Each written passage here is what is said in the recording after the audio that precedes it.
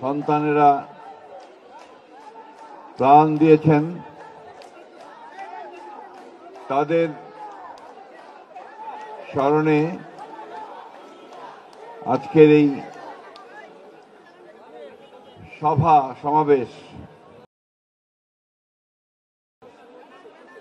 তার সংগ্রামী সভাপতি, ঢাকা মহানগর উত্তরের সংগ্রামী আহ্বায়ক জনাব আমিনুল হক, সাধারণ সম্পাদক জনাব মুস্তফা,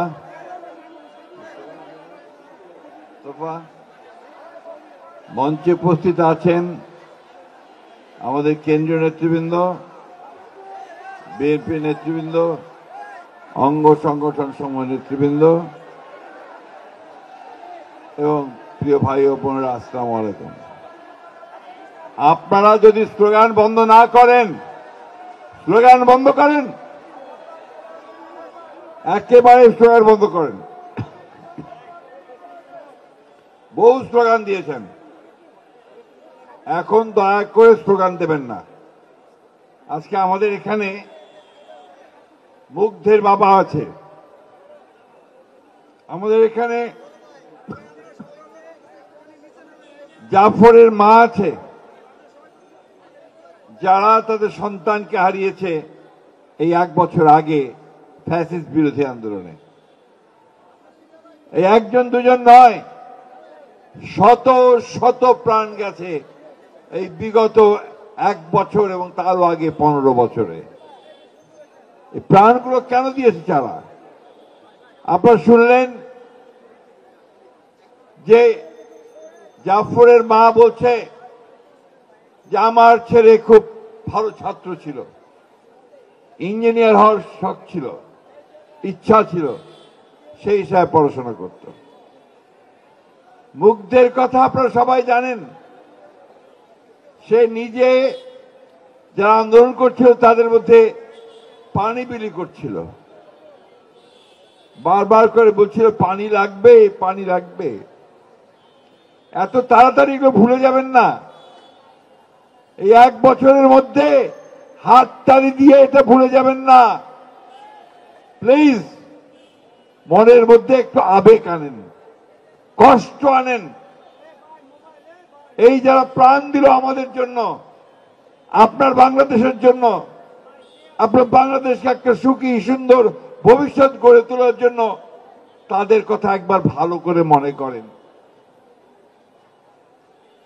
এই বোধটা যদি আপনার ভিতরে না আসে, এই অনুভূতি যদি না আসে, তাহলে তো আপনি এই দেশের জন্য কিছু করতে পারবেন না। আর কি যতই স্লোগান দেন আর চিৎকার করেন আর পোস্টার লাগান, কোনো লাভ হবে না। একে বদলাতে হবে, এই দেশকে বদলাতে হবে। আমাদের যে সমস্ত শাসকেরা, আওয়ামী ফ্যাসিস্টেরা, হাসিনারা, যা আমাদের দেশকে ধ্বংস করেছে, তাদের প্রতি ঘৃণা তৈরি করেন। তারা যার কোনোদিন ফিরে আসতে না পারে, হাসিনা যেন ফিরে না আসে আর আমার ছেলেদেরকে হত্যা করতে না পারে, সেই ব্যবস্থা তৈরি করতে হবে বন্ধুগণ। সেই জন্যই বলছি, ওই যে আপনারা খালি স্লোগান আর স্লোগান আর হাততালি দেন, এটা পুরনো ব্যাপার। এখন তা দেখতে চায় না মানুষ। মানুষ দেখতে চায় যে আপনারা সঠিক কাজটা করছেন। মানুষ দেখতে চায় যে আপনারা বাংলাদেশের ভালো কিছুর জন্য আপনারা কাজ করছেন। বিশেষ করে তরুণ ছেলেদেরকে বলবো, তোমরাই তো লড়াইটা করেছো, তোমরাই তো 5 তারিখে উত্তরায় হাজার হাজার লাখো মানুষ ছেলে একসাথে বের হয়েছ, গুলি হয়েছে, গুলির মুখে দাঁড়িয়েছ। দাঁড়াওনি কি? দাঁড়িয়েছ তো নাকি? তাহলে সেই বোধটাকে নিয়ে আসো যে আমাদেরকে এখন নতুন একটা বাংলাদেশ তৈরি করতে হবে। বারবার যে কথা আমাদের ভারপ্রাপ্ত চেয়ারম্যান তারেক রহমান সাহেব বলছেন যে আমাদের একটা নতুন বাংলাদেশ তৈরি করতে হবে। বারবার যে কথা আমাদের দেশনেত্রী বেগম খালেদা জিয়া বলেছিলেন যে ভিশন 2030 দিয়ে যে বাংলাদেশে একটা রেইনবো স্টেট তৈরি করতে হবে। আমাদের যিনি প্রতিষ্ঠাতা দলের শহীদ প্রেসিডেন্ট জিয়াউর রহমান, যাকে হত্যা করা হয়েছিল, যিনি শহীদ হয়েছেন, তিনিও সেই স্বাধীনতার যুদ্ধের ঘোষণা দিয়ে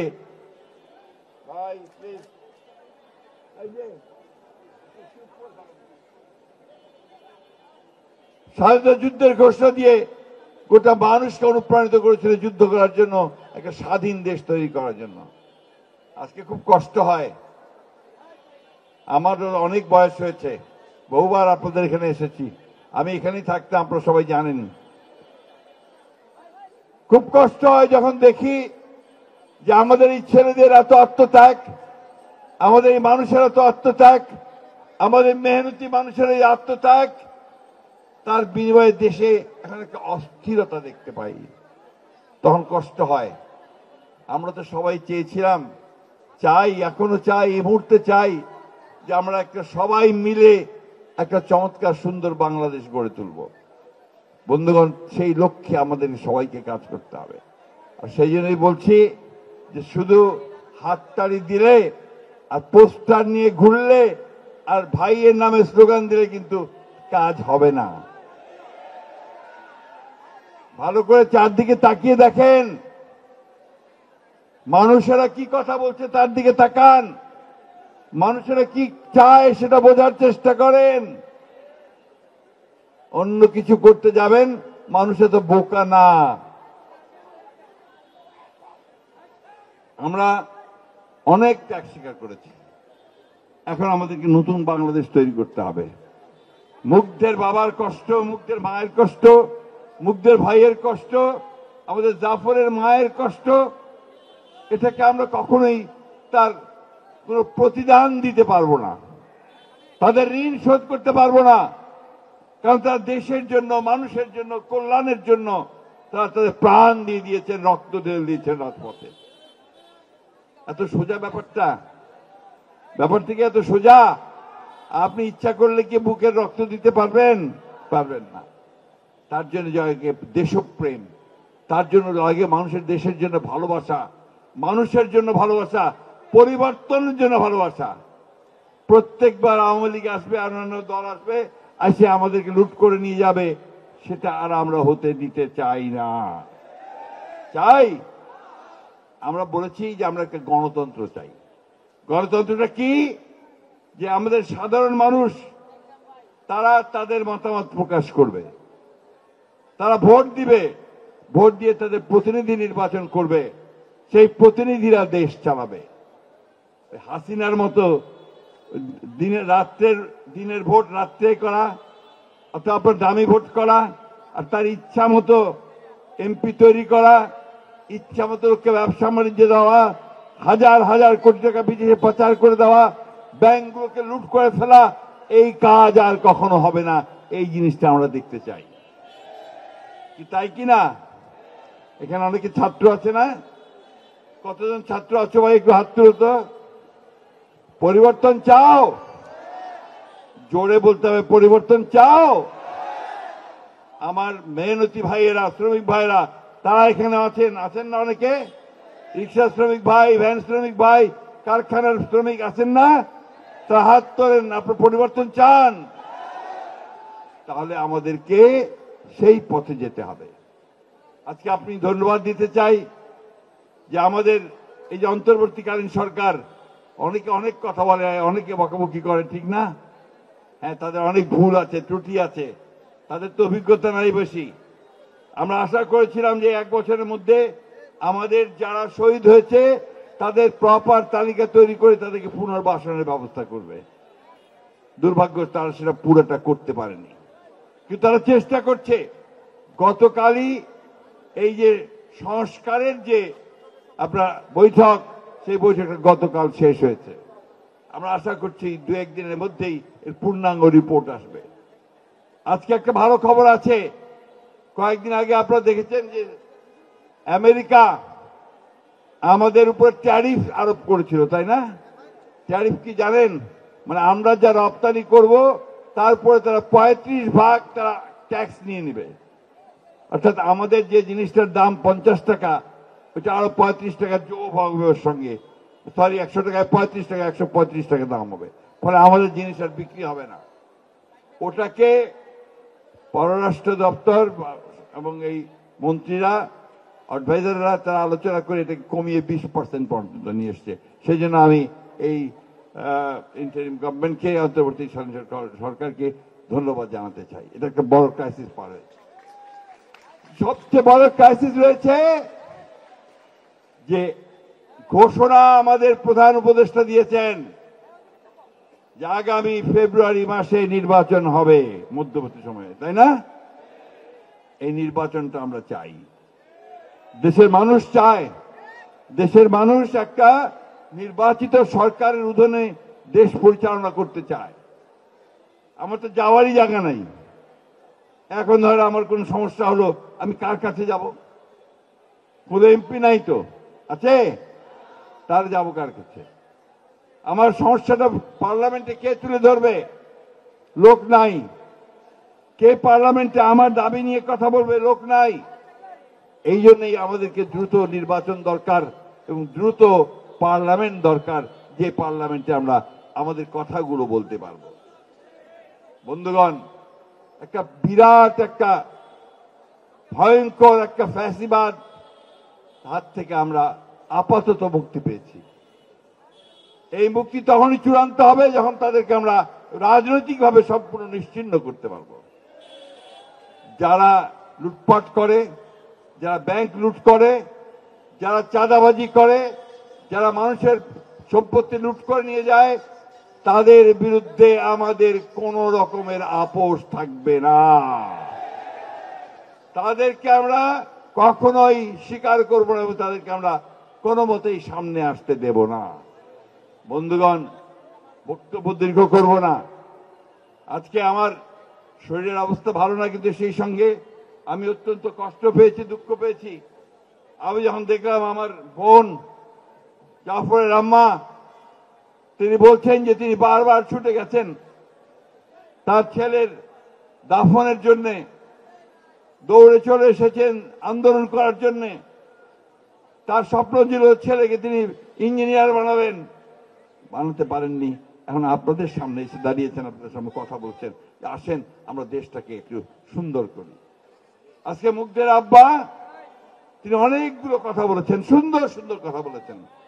এটাই সাধারণ মানুষ দেখতে চায়। সাধারণ মানুষ দেখতে চায় যে দেশে একটা সুশাসন থাকুক, আইনের শাসন থাকুক, পুলিশ যেন ঠিক মতো পুলিশ চলে, ওই ধরে ধরে নিয়ে টাকা নেওয়া নেয়, আর মানুষকে যেন অযথা হত্যা করতে না পারে। আমরা বারবার করে কথাগুলো বলছি। বন্ধুগণ, এত সহজে হবে না, সময় লাগবে। মুহূর্তের মধ্যে সব চেঞ্জ হয়ে যাবে তা হবে না। কিন্তু আমরা যদি চাই, বাংলাদেশের মানুষ যদি চায় যে আমরা এই দেশটাকে সুন্দর করব, তাহলে আমরা করতে পারবো, তাই না? আমি কথা বাড়াবো না। আজকের এক বিশেষ দিন, আজকে 1 আগস্ট। 1 বছর আগে এই 1 আগস্টে এই উত্তরা থেকে শুরু করে সারা বাংলাদেশে মানুষ আন্দোলন করেছে এবং 5 তারিখে হাসিনাকে পালিয়ে যেতে বাধ্য করেছে, তাই না? আপনাদের এই উত্তরা থেকে হাজার হাজার লাখো মানুষ মিছিল করে বেরিয়েছে সেই দিন, সবকিছু উপেক্ষা করে। আমি দেখেছি আপনারা যখন গণভবনের দিকে রওনা দিয়েছেন, তখন হাসিনাকে তার ছেলে, তার বোন টোন সবাই বলেছে যে মানুষ সব চলে আসছে, লক্ষ লক্ষ মানুষ গণভবনের দিকে, যদি বাঁচতে চাও এই মুহূর্তে পালিয়ে যাও, আর তা না হলে জনগণ কি করবে এটা কেউ বলতে পারে না। বন্ধুগণ, এটাই হয় সমস্ত ফ্যাসিস্টদের পরিণতি, এটাই হয় সমস্ত স্বৈরাচারের পরিণতি।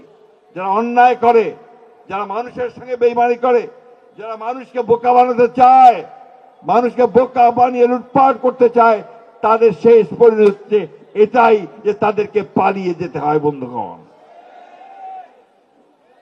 আমরা আগামী দিনগুলোতে সবাই সুস্থ সুন্দরভাবে যাব। আমাদের নেতা তারেক রহমান সাহেব বারবার প্রতিদিন কথা বলছেন প্রতিদিন তিনি বিভিন্ন জায়গায় মিটিং করছেন। তিনি বলছেন যে আমরা একটা নতুন বাংলাদেশ তৈরি করব, যে বাংলাদেশে সব মানুষের সমান অধিকার থাকবে, যে বাংলাদেশে মানুষ ভোট দিতে পারবে, যে বাংলাদেশে সাধারণ গরিব মানুষ সে গরিব থাকবে না, আস্তে আস্তে সে উন্নতির দিকে যাবে। এবং বারবার করে বলেছেন যে ন্যায় বিচার প্রতিষ্ঠা করা হবে, অর্থাৎ সবাই বিচার পাবে। এই বিষয়গুলো আমি দু একটা কথা বললাম, আরো অনেক কথা আছে। তিনি ইতিমধ্যে দেখেছেন আপনার কৃষকদের জন্য কার্ড তৈরি করেছেন, ফার্মার্স কার্ড। তিনি স্বাস্থ্য সেবার জন্য যেন সবাই স্বাস্থ্য পায়, সেবা পায়, তার জন্য স্বাস্থ্য কার্ড তৈরি করেছেন। অর্থাৎ বিএনপি যদি সরকারে আসতে পারে জনগণের ভোটে, তাহলে এই কাজগুলো বিএনপি করবে, তারেক রহমান সাহেব করবেন। সেই কথাগুলো আমাদের মনে রাখতে হবে। আমি সব শেষে যে কথাটা বলতে চাই আপনাদের কাছে, যে একটা নতুন যুদ্ধ শুরু হয়েছে আমাদের, একটা নতুন লড়াই শুরু হয়েছে আমাদের। এই লড়াইটা হচ্ছে আমাদের নতুন বাংলাদেশ নির্মাণের। অনেক অসুবিধা আছে, অনেকে অনেক কথা বলছে, অনেকে উল্টা কথা বলছে, তাই না? আমরা সেই দিকে কান দেব না, আমরা আমাদের নিজেদের কাজের দিকে এগিয়ে যাবো বন্ধুগণ। যে যতই বলুক, যে যা করতে চাক, বাংলাদেশের মানুষ বিএনপির উপরে একটা আস্থা রাখে। আস্থা রাখে না? জিয়া রহমানের উপরে যেভাবে আস্থা রেখেছে সেভাবে আস্থা রেখেছিল তো, তাই না? খালেদা জিয়া আর বেগম খালেদা জিয়ার উপরে যে আস্থা রেখেছিল সেই আস্থা রেখেছিল তো। ঠিক একইভাবে আজকে তারা তারেক রহমান সাহেবের উপরে আস্থা রাখছে, অপেক্ষা করছে কবে তারেক রহমান সাহেব দেশে আসবেন, কবে নেতৃত্ব দেবেন। আমরা আল্লাহর কাছে দোয়া করছি যে তারেক রহমান সাহেব যেন অতি দ্রুত দেশে আসেন, আমাদেরকে সবাইকে ঐক্যবদ্ধ করে নেতৃত্ব দেন, এটাই হচ্ছে আমাদের কামনা। মুগ্ধের যে অভাব, ক্ষতি হয়েছে মুগ্ধের আব্বার, তা আমরা পূরণ করতে পারবো না। জাফরের আম্মার দুঃখ আমরা দূর করতে পারবো না। সারা জীবন তিনি এটা মনে রাখবেন। উনি বলেছেন, আমি মা, আমার ব্যথা আপনারা বুঝবেন। একটা মা যখন পুত্র হারায়, সন্তান হারায়, যখন বাবার পিঠে ঘাড়ের মধ্যে সন্তানের লাশ থাকে, এর চেয়ে কষ্টের ব্যাপার আর কিছু থাকতে পারে না। সেই অবস্থায় তারা পড়েছেন, অনেক মানুষ সেই অবস্থার মধ্যে দিয়েছে। একটা জিনিস আপনাদের মনে রাখতে হবে, সেই দিন 4 তারিখে 5 তারিখে 4 বছরের শিশু থেকে শুরু করে 80 বছরের বৃদ্ধ পর্যন্ত একসাথে বের হয়েছে। আমরা আর ফ্যাসিবাদকে দেখতে চাই না, হাসিনার পতন ঘটাতে হবে, তাই না? ওই কথাটা মনে রেখে, ওই মনের জোরটা রেখে এই দেশকে আমরা তৈরি করব ইনশাআল্লাহ। আমাদের তারেক রহমান সাহেবের নেতৃত্বে, তার যে পথ তিনি দেখাচ্ছেন সেই নেতৃত্বে বেগম খালেদা জিয়াকে স্মরণ করে এবং আমাদের যে প্রতিষ্ঠাতা শহীদ প্রেসিডেন্ট জিয়া রহমান সাহেবকে আবারও শ্রদ্ধা জানিয়ে আমি আপনাদের আজকে বক্তব্য শেষ করছি। আল্লাহ হাফেজ। বাংলাদেশ